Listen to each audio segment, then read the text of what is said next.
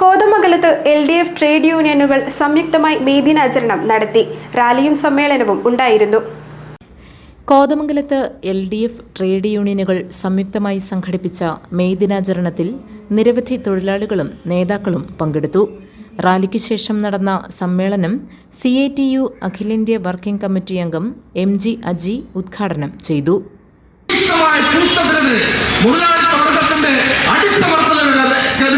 പോരാടാൻ വേണ്ടി തൊഴിലാളി വർഗത്തിന് കരുത്തു നൽകുന്ന ഓർമ്മയാണ് മെയ് ദിനം എന്ന് നമ്മളെല്ലാം ഊട്ടിയുറപ്പിച്ചുകൊണ്ട് നമുക്ക് നിശബ്ദരായിരിക്കാൻ കഴിയില്ല.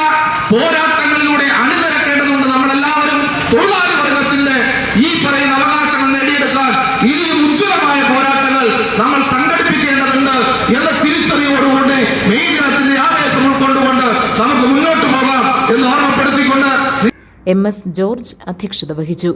Manoj Gopi, advocate Jose Varghese, CK Harikrishnan, TP Thampan, KA Joy, Roni Mathew, KM Basheer, KB Ansar, AP Vavachan തുടങ്ങിയവർ പ്രസംഗിച്ചു.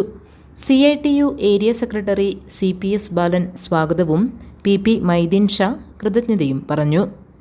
GTV news, Kothamangalam.